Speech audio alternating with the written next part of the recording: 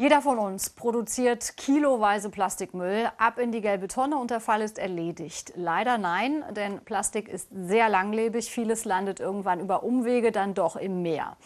Die RWTH Aachen forscht an einer ganz anderen Lösung zusammen mit 11 anderen europäischen Unis. Die Forscher bringen Bakterien bei, Plastikmüll zu fressen und dann abzubauen. Vielleicht ja die Lösung für ein riesiges Umweltproblem. In unseren Weltmeeren schwimmen über 100 Millionen Tonnen Plastikmüll. Ein großes Problem, denn bis Plastik zersetzt wird, vergehen 300 bis 400 Jahre. So lange wollen die Wissenschaftler am Institut für angewandte Mikrobiologie nicht warten. Mit ihrem EU-Forschungsprojekt wollen sie in 4 Jahren dem Plastikmüll mit Bakterien zu Leibe rücken, damit er erst gar nicht die Weltmeere verschmutzen kann. Sie kennen das, wenn wir eine Plastikflasche haben, die wird nochmal gereinigt, dann bekommen wir sie nochmal. Aber irgendwann hat sie nicht mehr die Qualität und dann verbrennen wir sie heutzutage. Was wir aber wollen, dass wir das Stofflicht, also genau dieses Material, wieder in neues, verwertbares Material umwandeln. Und das in Bioplastik. Also in ein Naturprodukt, welches sich vollständig abbaut.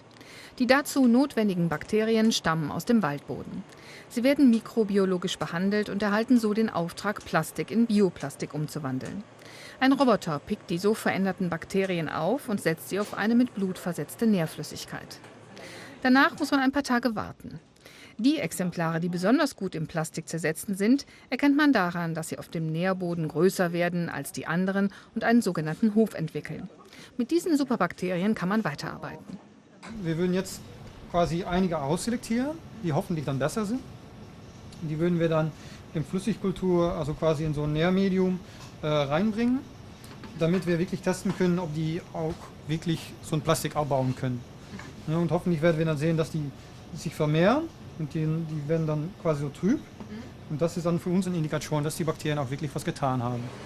Diese schon sehr erfolgreichen Bakterien werden im Computer noch weiter selektiert. Die hohen Ausschläge in der Kurve zeigen, dass dieses Exemplar besonders gut ist. Die Guten schmeißt man dann in einen Behälter, damit sie noch mehr Plastiksuppe fressen und das Plastik in Bioplastik umwandeln. Am Ende geht es dann nur noch darum, dass die Bakterien es wieder hergeben. Bis jetzt müssen sie dafür sterben.